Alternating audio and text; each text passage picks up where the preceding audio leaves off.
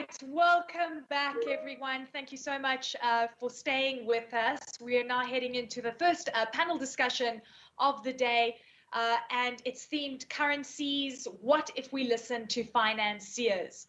So in short, the reason that we're getting into this topic is we've seen the volatility, the inflation and speculation in the currency markets. And basically, it's a consequence of the economic crisis. And we've seen this in the past and previous crises as well. The fluctuations in many African markets have prompted, in some cases, interventions to protect currencies from devaluations and to capital controls. But there's a gap between what we see on official rates and on the street. So Africa's central banks are managing an important tool that has the potential to get in the way of the financial sector because of convertibility issues, for example, inflation, and the lack of mature currency hedging industry. A fall in commodity prices has also hurt foreign exchange earnings and, of course, created risks of easing monetary policies further means a risk of inflation.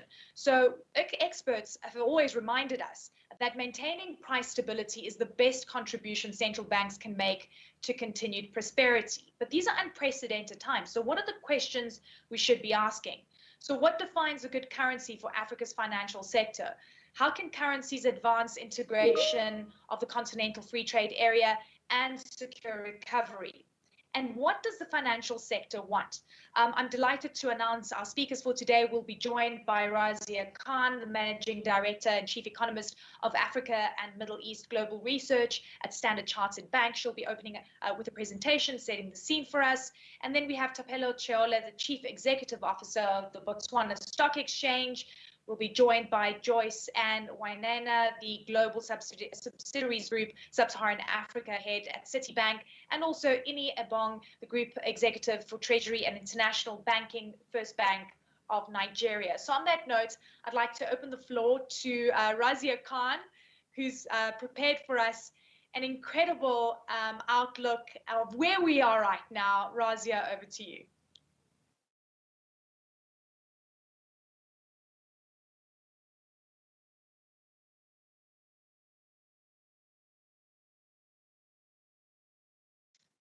Razia, can you hear me?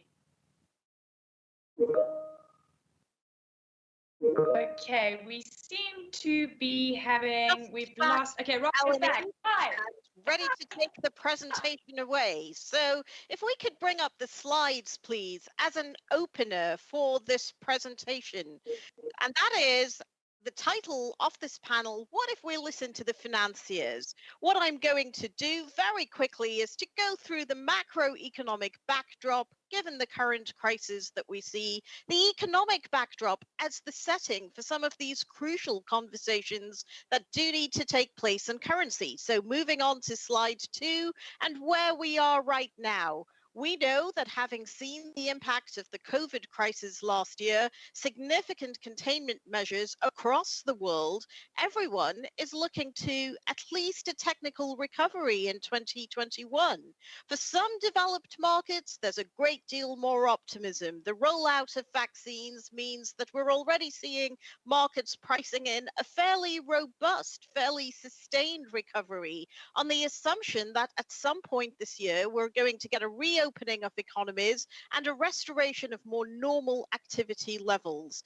What is crucial to understand and important for the backdrop discussion on African currencies is that for a lot of sub-Saharan Africa, the vaccine rollout is going to be more slow.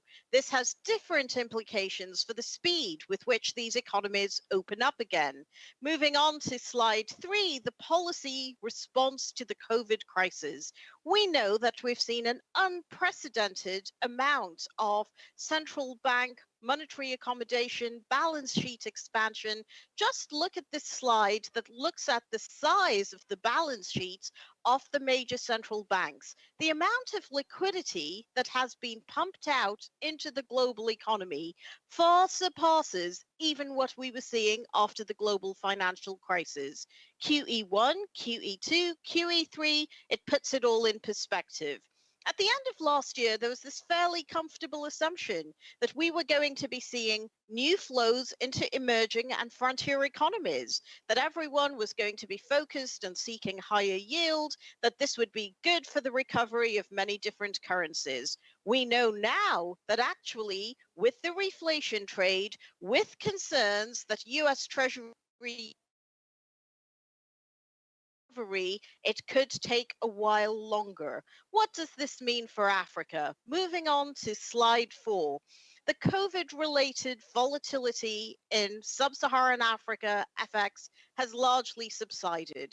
We saw the big sell offs across the board almost in 2020. A lot of that volatility, apart from countries where there's still considered to be significant market stresses, significant macro stresses. Nonetheless, we've seen a calming of that volatility. The big question, though, is given the backdrop, given what we've seen with rising US Treasury yields, are we going to see further volatility in terms of Africa FX? 2 points are important. One is that the emerging market currencies, like the South African Rand, tend to be very much more impacted by what's going on in the rest of the world. But the second point is for frontier markets to see sizable new inflows, investors do need to be convinced of the investability of those markets. And the experience of the COVID crisis, we saw central bank easing almost across the board, which you can also see on this slide. Nonetheless, there are question marks around whether each market remained as investable as had been the case pre-COVID. And that will also be an important determinant of the ability to attract new inflows. Moving on to slide 5. This is a summary of sub-Saharan Africa's credit environment.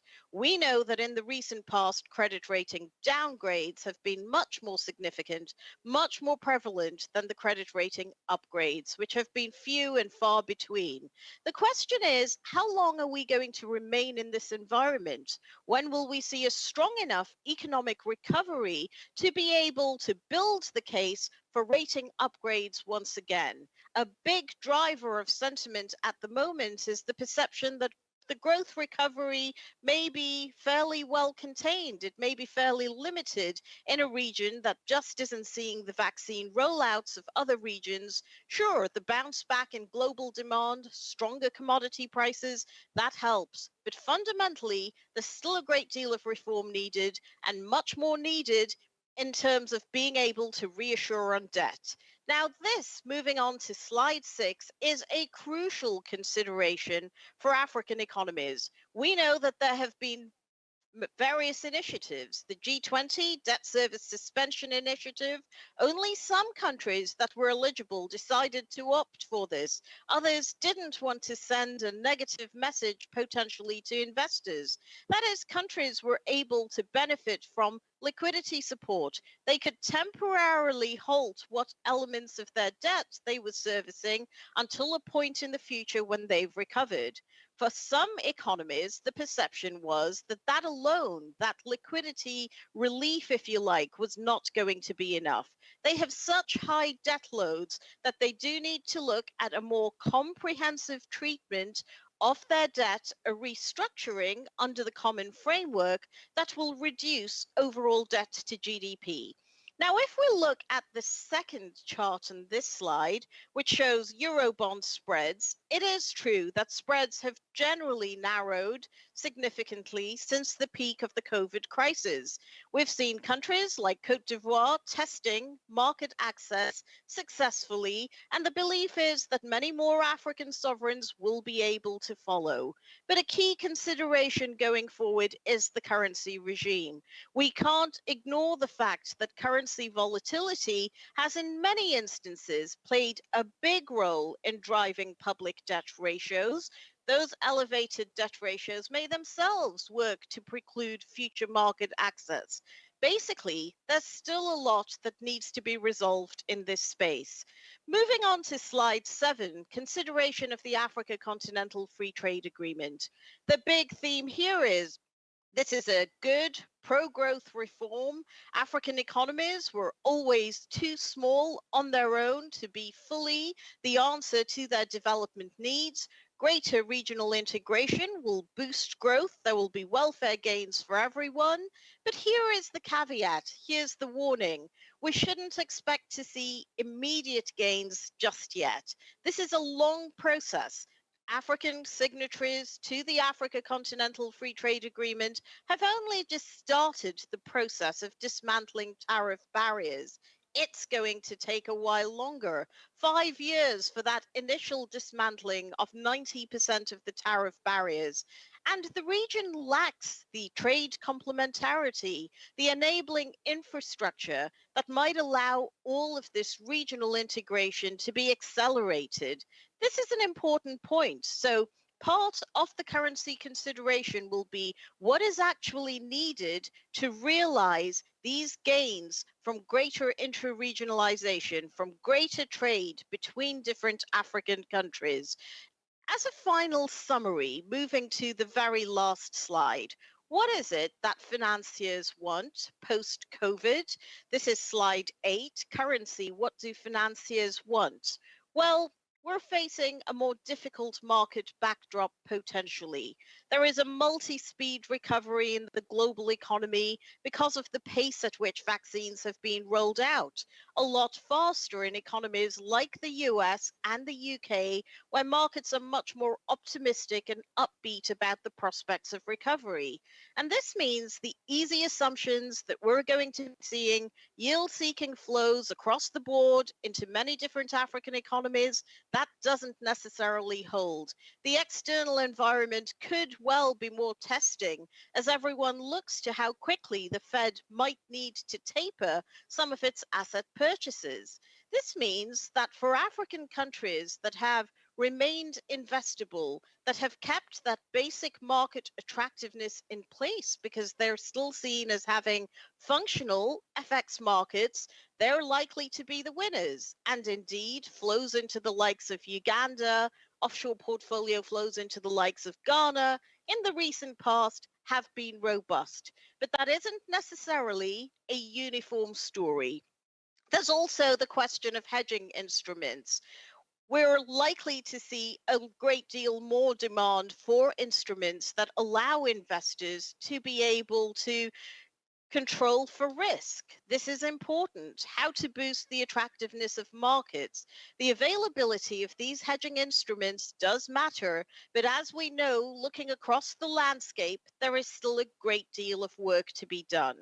On the Africa Continental Free Trade Agreement, it's an important step forward, but expect to see much more attention on regional payment systems. How are we going to get effective integration given that the infrastructure that allows for that hasn't necessarily existed in the past? How quickly can these hurdles be leapfrogged? How quickly are we going to be seeing meaningful progress towards meaningful trade integration that will lift welfare gains for all? This remains an open question.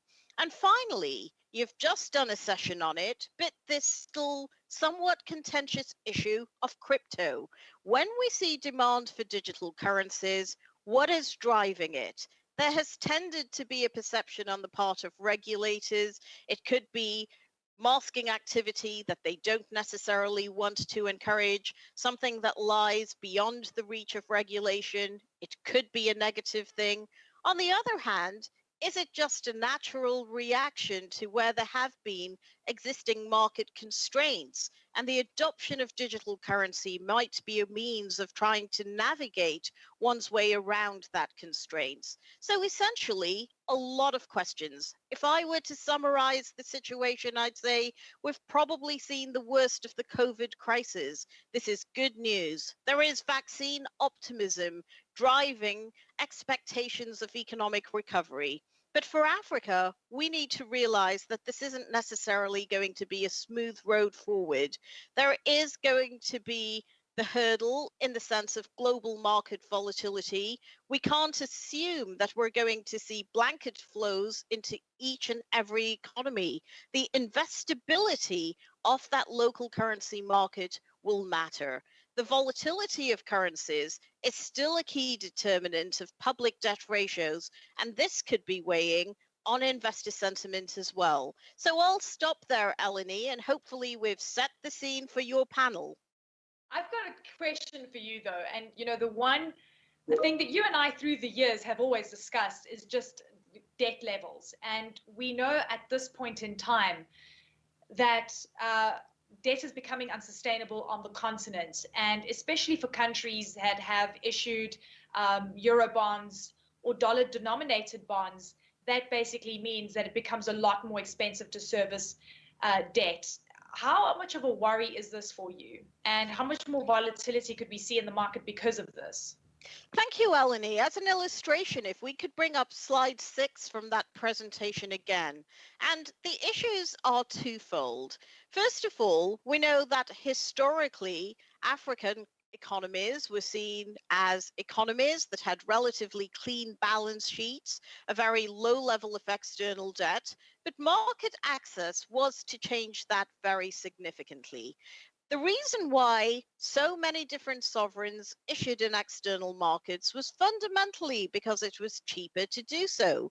We had seen this rush of liquidity pushed out into economies the world over, and this resulted in conditions for external financing being that much more favorable than local currency financing conditions.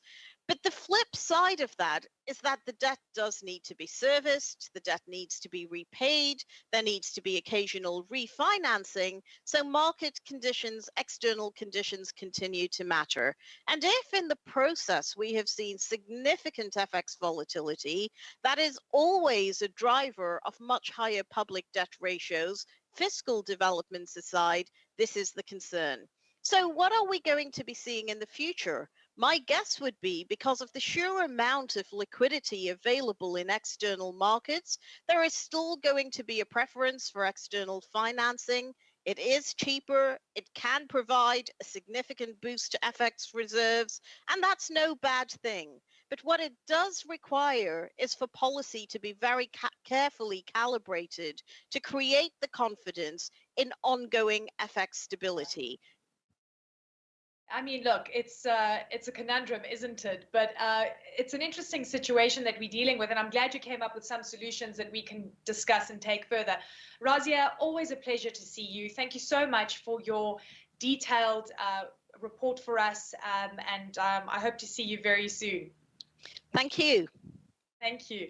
Okay, I welcome my panel now that's on standby. Just to remind you, we have Thapelo Cheole, the CEO of the Botswana Stock Exchange. We are also joined by Joyce Ann Wainena from Citibank and Inie Bong from First Bank of Nigeria. Welcome to all of you. And our first theme and the question, what do banks want? So Joyce Ann, I'm going to start with you.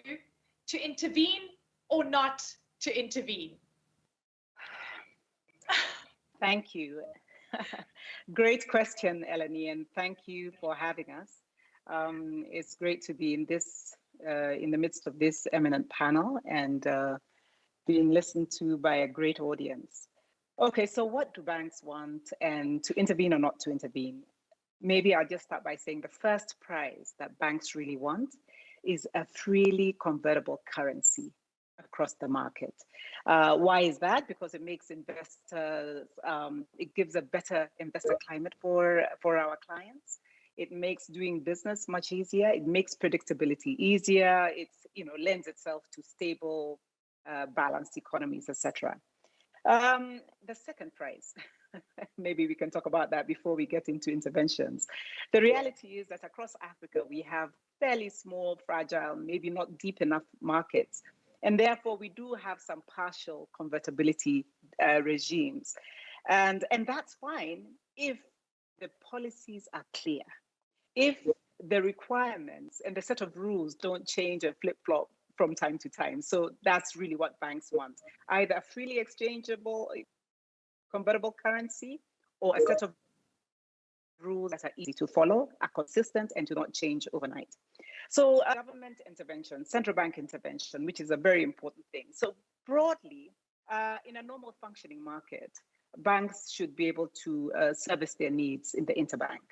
One bank's clients needs a lots of dollars, you should go into the interbank and be able to find it from other players. However, the reality is that central banks do need to address short-term supply and demand disruptions. Yeah. And a good example of that would be like what happened last year. You have a COVID situation, you have major FX sources drying up dramatically, very quickly. If you're a tourist destination country, you find that tourism has frozen up.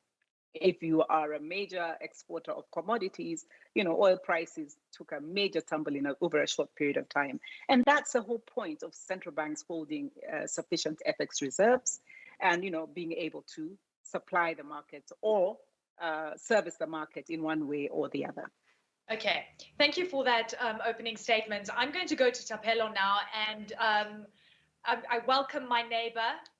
You're in Botswana at the moment, and I hope you're not having as many power cuts as we're experiencing at this very moment in time. But it kind of speaks to the sentiment, right, and to the problems, the internal problems. But you understand sentiment perhaps so well because you're in the markets, and you understand that for people to come in and buy into the stock market, there needs to be some kind of sense of stability on the currency front. You need to know what kind of earnings companies are going to be having. And Botswana's got an interesting model of pegging the pula to other currencies. Tell me about what you want to see right now and what the situation in Botswana has been over the past year.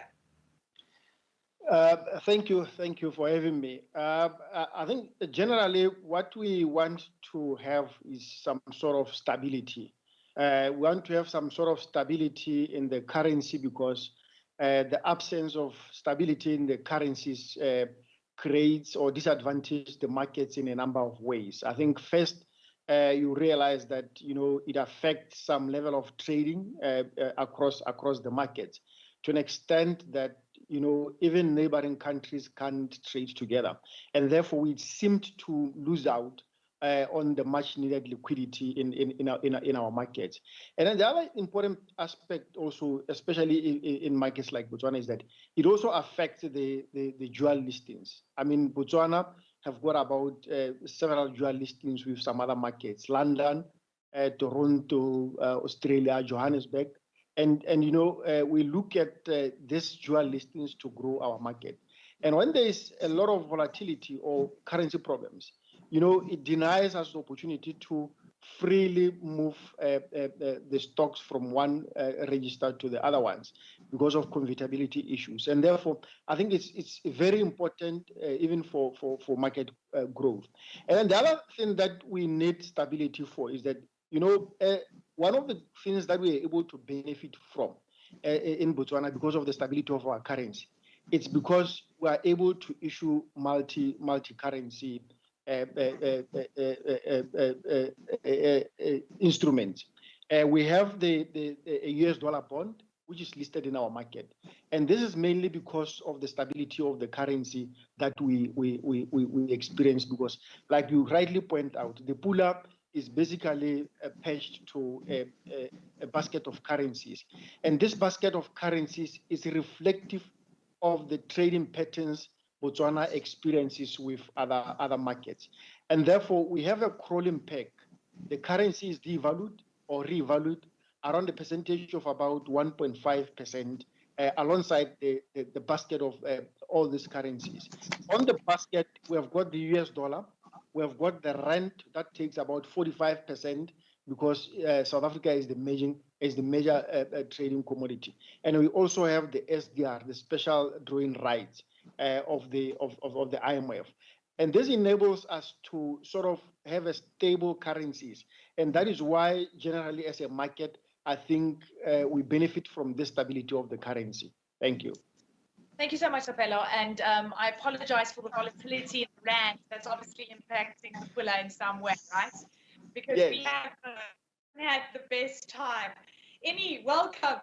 Listen, when I speak to Nigerian bankers, I know that you've been through the most incredible cycles. So I want you to tell me what life has been like over the past year. We've seen a huge drop in oil prices, a huge drop in demand oil and a drying up of foreign exchange earnings in Nigeria, which have obviously had a detrimental impact on the naira. You've also had to go through devaluation. How are you doing? I feel like I need to ask you how you're doing.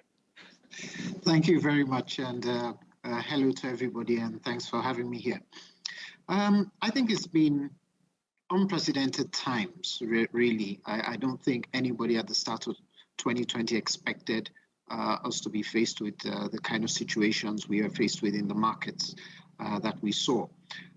Clearly, with the decline in oil prices and all of that, it put tremendous pressure on the fiscal and monetary authorities in Nigeria.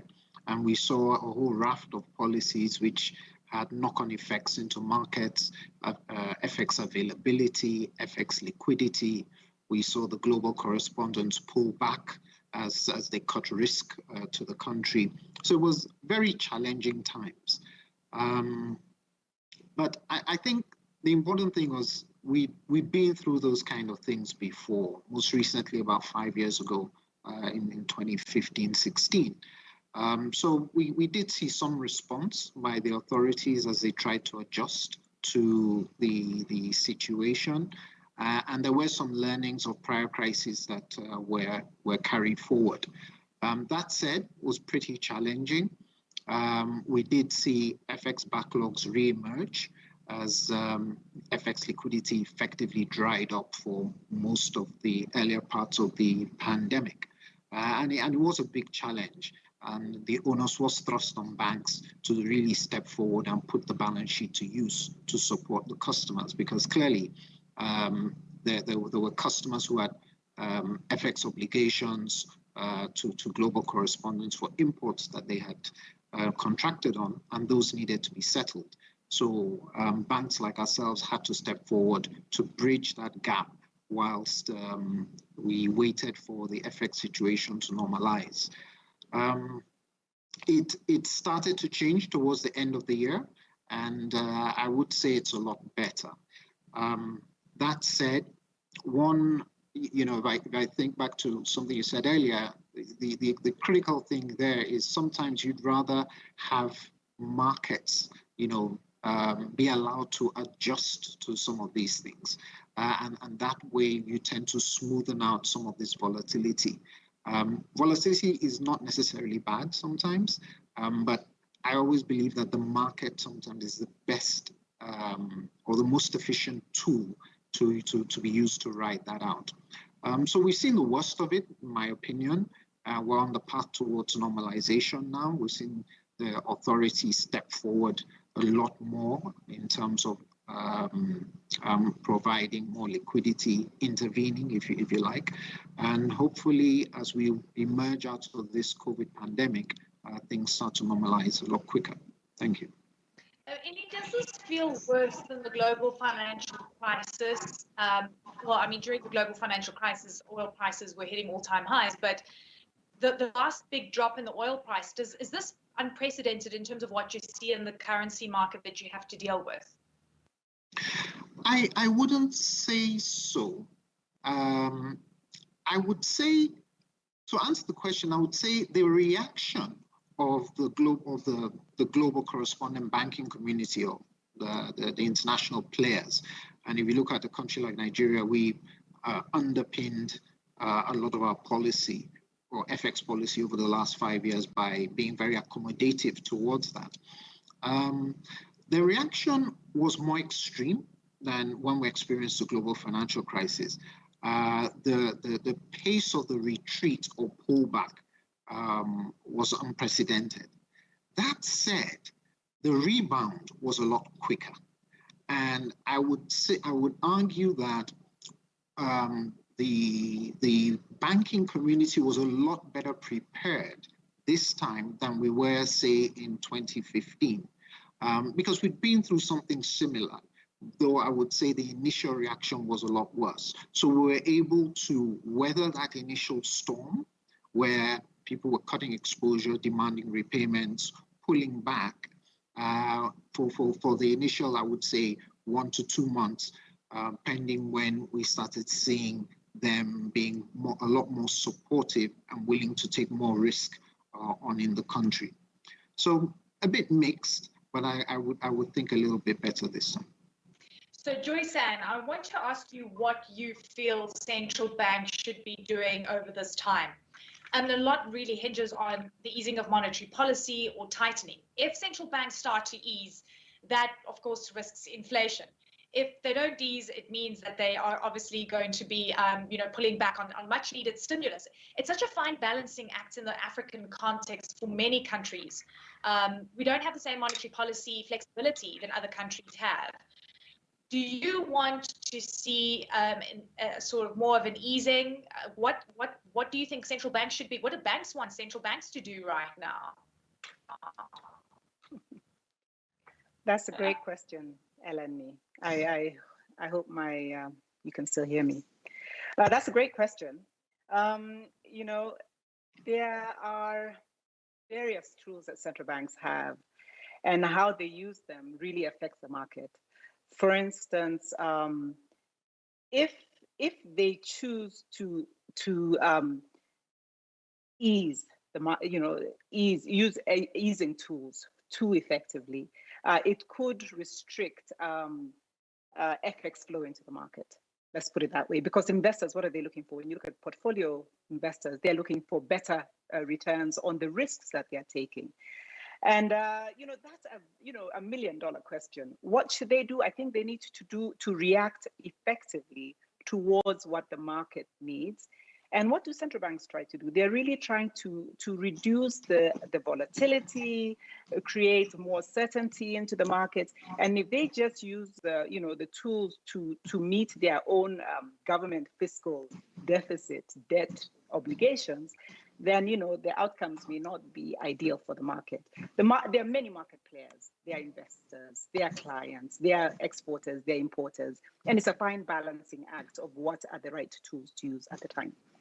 I think really it is a very open-ended question. And what do banks want? The banks want an environment, economic environment that is easy to do business, that is responsive, that is reflective of the economic conditions that the country is facing. I always feel like the bankers in this room are kind of grappling with the fact that finally someone's asking you what you want for a change, right? As opposed to asking you to react as what's happening. Thapelo, I want to get a snapshot of just the interest in investment into Botswana right now. And Razia had rightly mentioned that we're seeing global balance sheets expanding and money needs to find a home. It's going to be chasing yields. How do we ensure that money ends up on our shores and saying, look, this is the right time to invest and we've got things under control?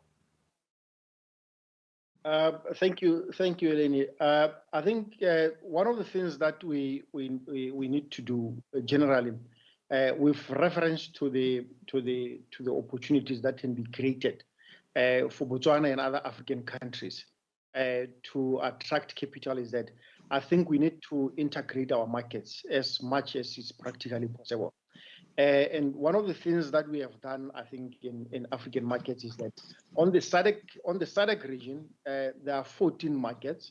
And therefore, what we are trying to do is that we have harmonized our markets in terms of the trading rules and the listing rules to make it easier for foreign investors to only look at this market as similar entities. And at the regional level, in terms of Africa, there's the Africa Linkages Project, which I think bring a lot of linkages across African markets. And therefore, I think this is one of the initiatives that we are generally going to be looking at. But when I drill down to Botswana, I mean, one of the things that has been able to help us as a country to attract foreign investors is that the stability of the currency is one thing that is very important. And therefore, various African countries should actually adopt currency regimes that are actually relevant to their situation. And therefore, our pledged currency for Botswana, I think, was able to be one of the one of the best instruments to really manage currencies in the country. Because when you look at the pula, even during the crisis, I think we only weakened about 1.5% against the dollar. And of course, like you rightly point out, I think, Eleni, South Africa is the only one that brought about a lot of volatility to Botswana, which is actually unfortunate. But, they are our neighbors. There's nothing really we can do. And then the other thing is that, we want currencies that are easily convertible. Because when our currencies can actually be easily convertible, I think we'll be able to attract a lot of investors. And that is the case also in Botswana. The pula is easily convertible. That is why we can successfully list even dollar-denominated products. And also, we need currencies in Africa that can be priced easily. And that is actually a challenge across African markets. You realize that there are 14 stock exchanges across SADC countries. And if an investor is actually looking into this reason, they need to price 14 currencies. They need to look to actually convert 14 currencies. And actually, that is it's a lot of work. It's a lot of work. It brings a lot of risks to attract investment into the subcontinent. Thank you.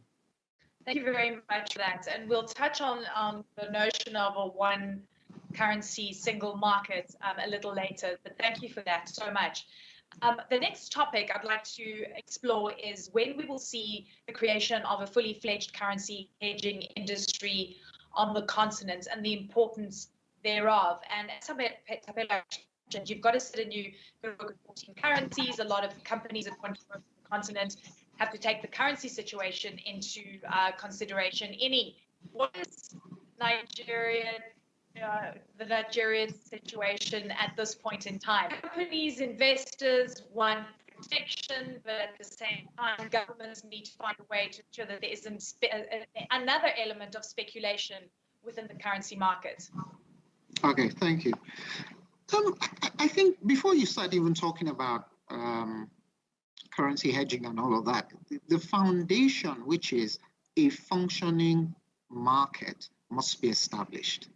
And I think that's the most important thing, whether the currency is fully convertible, a managed float, or whatever. You really need to have a functioning market, well, across the various products, whether it's foreign exchange, securities, as the case may be.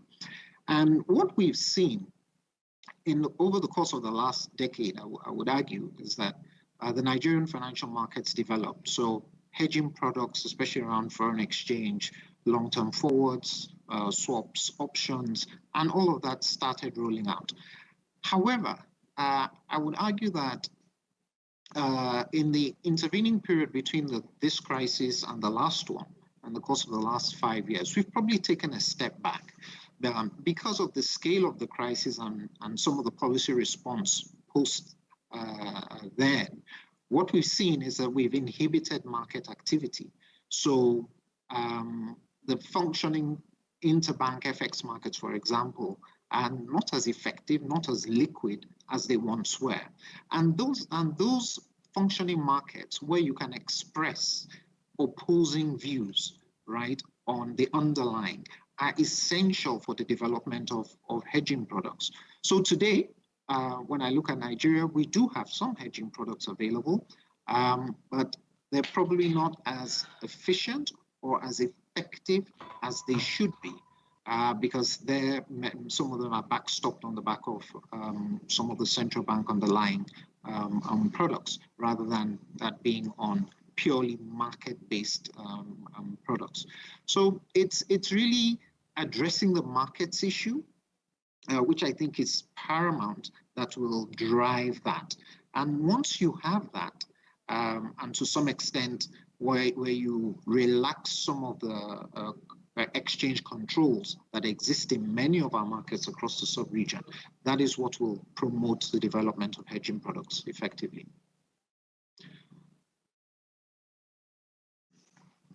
So I think it's a journey. It's something that had started, and we've seen that development over time. And it's just for regulators to, I would say, embrace the markets. Sometimes I get the sense that many regulators especially in our part of the world, are skeptical as to the role of markets. Markets are very important to drive efficiency in terms of allocating resources, determining pricing, and all of that. So it's important for them to embrace that, allow markets to thrive, and then the necessary products that will deal with extreme volatility will emerge. Nobody wants to lose money. And there are many players in the market, intermediaries that are banks and the likes, they're corporates, they're anybody, and all these players, as long as people have opposing views, the need for hedging products will be there, and those products will emerge and be used. Thank you. So I lost you for a few seconds. I'm not even underestimating the impact that the power cuts are having on business and everyone's lives. I've changed locations in different places, and it seems that the power outages are following me. So to give you a snapshot of what we're going through in South Africa right now, Joyce-Ann, let's talk about the hedgeability of a currency. Does that impact investment when foreigners are looking in? And how do we rectify the lack of hedgeability? Yes, thank you. Thank you, Eleni. I was wondering how we'd continue without you. The simple answer is yes. Hedgeability of a currency is positive for investors in any market. I mean, if you think about hedges as Ini was talking about, they work well in a functioning market. They are risk management tools. They enable investors to manage volatility, excess volatility, price risk, etc. So if you think about, two investors or a flower farmer, say, two flower farmers, one in a market that is that has hedging tools and one that is in a market that does not, both preparing for Valentine's export. One can actually hedge their risk, take a buyer forward perhaps and determine how much euro they're going to get in the future. And the other one can go at it blind, hoping that, the euro will remain a stronger currency than their local currency. And, they either have a big payoff or they can lose their shirt, wipe out their entire investment. So it really helps corporate treasurers. It helps, investors make better decisions, better forecasting on their cash flows, better profitability. It makes the investor climate a lot easier. And it's one of the tools for ease of doing business, I must say. But Tabelo, you had mentioned that there are certain products that are offered in Botswana. Could you tell me what other countries need to do, firstly, to help deepen their capital market, secondly, we take hedging products into consideration as we move into this new era, this new, hopefully post-COVID era, where we're talking about a single market scenario? No. Thank you. I think what we decided to do on the BSE in terms of the strategy we adopted was to actually open up the exchange. I think exchanges should generally open up. Markets should also open up to allow some of the multi-currency products to come into the market, so that they also supplement or complement what could be offered by the local banks. I mean, what we have done here at the BSE is that, initially we never allowed some entities to issue in foreign currencies, but we have since allowed multiple currencies to be listed on our stocks, especially in terms of the products. We have a gold traded commodity, which basically serves as a hedge against the currency movement, and also provide opportunities for investors to invest in a dollar-denominated fund. We also allowed a euro-dollar bond to be listed by an international agency here at the BSE, and therefore that adds to the number of instruments that may be offered by the banks. Because one of the biggest challenges is that, in Africa, I think we need multiple of these instruments, because you realize that trading volumes on some of the instruments are very thin, and therefore the instruments can't effectively play a role as as proper hedges because of the thin trades in various aspects. But because of the crisis, what we realize is that trade in the new gold, which is denominated in US dollars, actually increased. And you could actually see that investors are generally taking cover out of that safe haven, of course, but also because it's a dollar-denominated instrument. So I think, honest, I think the best thing is for countries to open up a bit and allow some of the currencies to trade in that market. I want to talk about the black market, the street market rates, versus the real rates. When you go to Nigeria, and it's incredible, you arrive with your dollars, and then at the hotel they say, do you want to do exchanges here in the hotel, or do you want us to call one of our guys to come and give you better rates? And there's such a difference between what you see on the streets and what you see in the local market and real markets. Where's the truth? Where does the truth lie? What's the real valuation? And how does that impact investors looking in? That's a good question. I think to start with, you only have a black market or gray market where you have exchange controls, right? So effectively, the premium between that and where the markets trade officially will be the costs associated with compliance. That's basically what it is. So in reality, it will be somewhere in between. And depending on how effective, right, the regulator is at managing the various variables, right, in implementation of its monetary and FX policy, there are times when that premium or differential is almost zero. And we've seen that in Nigeria many times in the past. Typically, when you have an economic shock like we've had recently on the back of the pandemic, it tends to exacerbate where it is. So we've seen that spread widen again on the back of FX shortages and or whatnot. But I still think it goes back to the central theme where, sometimes we're better off allowing the markets deal with this, because ultimately, when you have such a disparity in the rates, what people are basically saying is that some people believe that the currency should be priced higher. Some believe that it should be priced lower. Now, where you have a fully functioning market, the market will determine what that level should be, right? And then people will be able to express views differently on either side, whether I believe it should be higher or lower, and I'll express my view using the products accordingly. So it's a tough one. And again, you have a regulator or a central bank, as most central banks are, can be a player in that market where it can intervene to express its view and drive the currency in the direction that it wants, which is what most global central banks do anyway.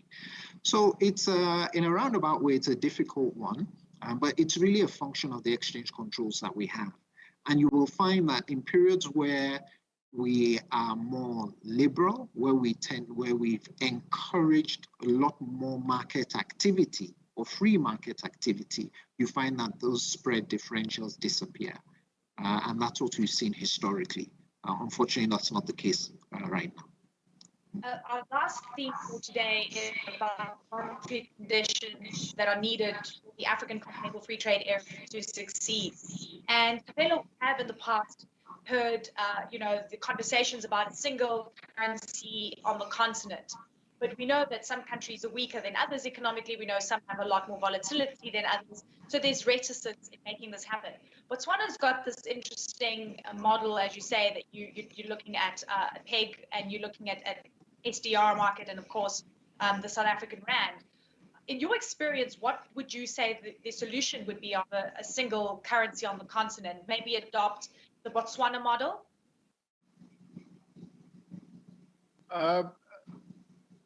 Thank you for the question. I think if I'm to give a scenario which is happening right now in the region, in the southern region, with the South African rand, for example, we have the South African rand, trading in about 4 or so countries: in South Africa, in Swaziland, in Lesotho, and in Namibia. And the South African rand can actually be used in all these other current countries, in side to side with the currencies of those countries.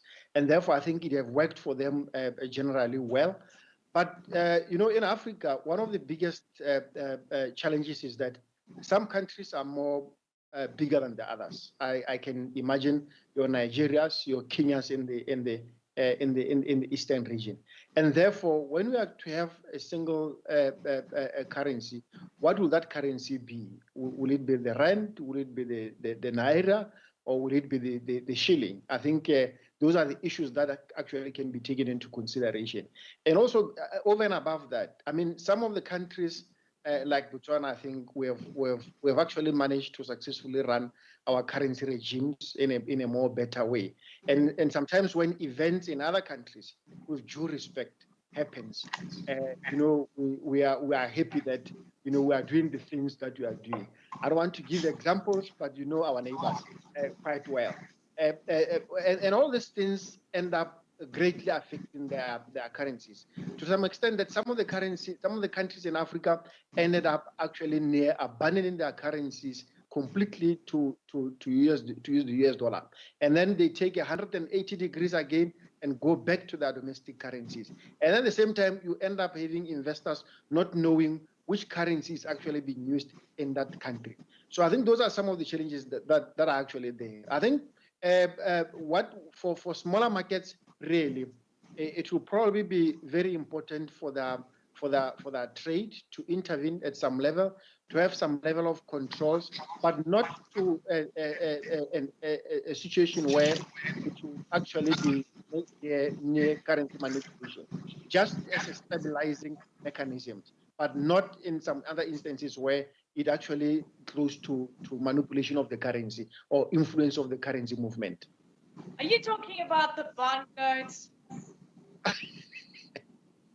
Probably. Hey, listen, I went to Zimbabwe actually when they were using a basket of currencies, and you could go to the street. Well, I've got some rands, I've got some pula, I've got dollars. Like, what do you want? It was fascinating to see. And then obviously they had a liquidity problem, so they had to start getting little bond coins. And Joyce, I mean, I guess this is now the question with the single currency on the continent. Who's going to control money supply? What are central banks are going to be doing? You've got the CFA franc, a regional currency. You've got the, the advent of the eco. So there are moves to see these kind of regional players. But like, do banks see this as a viable option, especially as we're on the cusp of a continental free trade agreement where we need to do trade easily? So we need to be able to convert easily. Yeah, that's true, and that's a great question. To be very honest, I think Africa is a long way away from a monetary union, and that's a view held by many.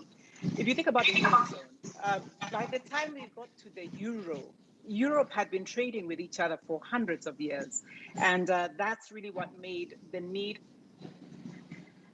for union, fiscal discipline, trust, etc. work. Now, today, the newspaper, I was just following the story in Kenya about a dispute between Uganda and Kenya on maize, right?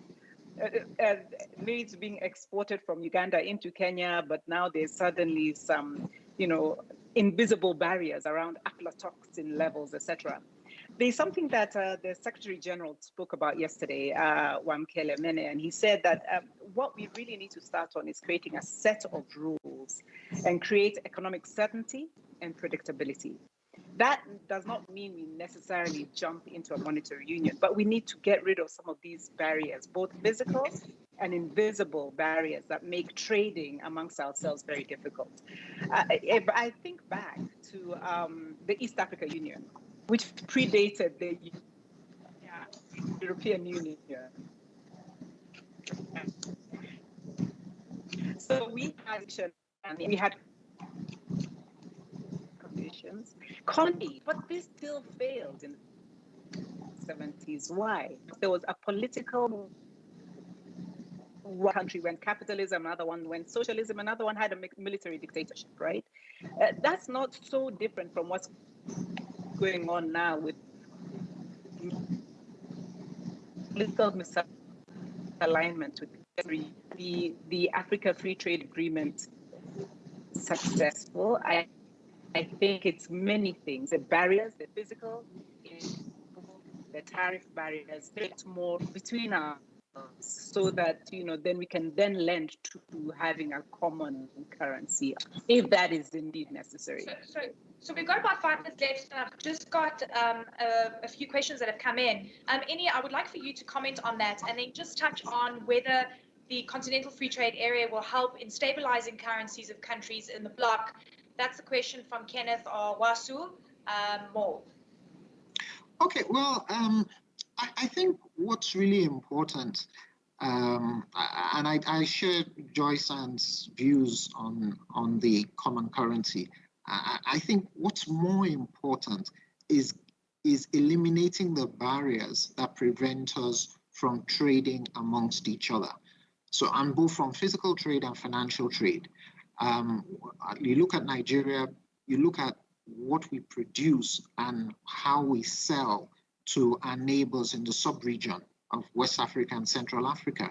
The volume of trade, though informal, is humongous, but the financial flows are almost insignificant or invisible because it's not done through formal channels. So what is more important is that the regulators need to sit down and dismantle some of the regulation that prohibits or inhibits our ability to transact amongst ourselves.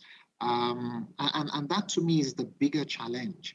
We've tried to do a bit of that, even if it's just simple funds transfers via remittance flows, inward outward remittances across the sub-region. We've got a very large migrant population across the sub-region, and regional banks like ourselves have products that allow that. But as soon as they begin to gain traction, you have regulators on both sides beginning to inhibit your ability to deploy that. And these are the things that need to be unwound, which will drive the trade and all of that between our countries. And then that is what is most important, whether rather than us going for a single African country or 4 or 5 different regional currencies, in my opinion. So,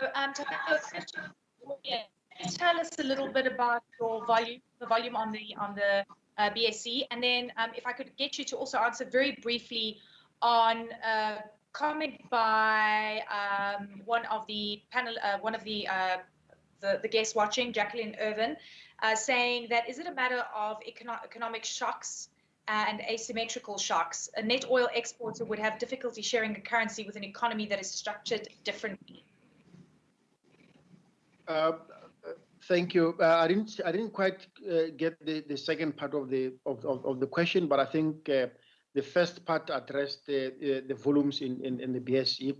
I think what we experienced at the peak of the crisis, I think last year, was that we had a lot of foreigners being net sellers of our equities. I think around March, April last year. But because of our strong institutional base, I think a lot of domestic investors were able to take out those stocks, and therefore I think they were able to sustain the markets for some time. Because when you take the size of the market of Botswana, we've got a very strong pension fund industry to an extent that we export about 70% of our savings to outside because of lack of investable instruments in the country. The volumes are subdued now. Is about $400,000 per day, which I think is coming away from an all-time high of about $2 million per day a few years back. But I think it's a challenge that all the other markets have been experiencing over time. And Elaine, I didn't get the second question. I think there was a possible power cut again from your side. Yeah. So the question of, when you think about a single currency, and I think we basically discussed this, is that some countries are net oil exporters. Other countries are structured differently. So, the optimal currency area challenge question comes into play. you produce diamonds, your neighbors don't have, are not exporting. So again, it's like the question of stronger and weaker economies.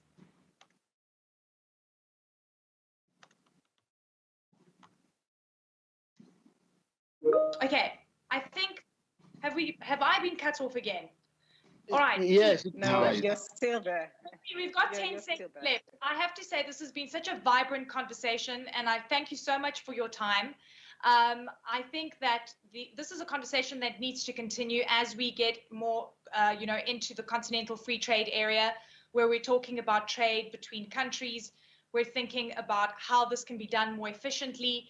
And I hope to see you again very soon so that we continue this conversation. Hopefully I'll be in another country where there aren't any power cuts. I'm not talking about you. Oh, welcome. Welcome to Kenya. Yeah. All right. Thank you so much to all of you. It's been such a pleasure. Thank you. Thank you. Thank you. Thank you, everyone.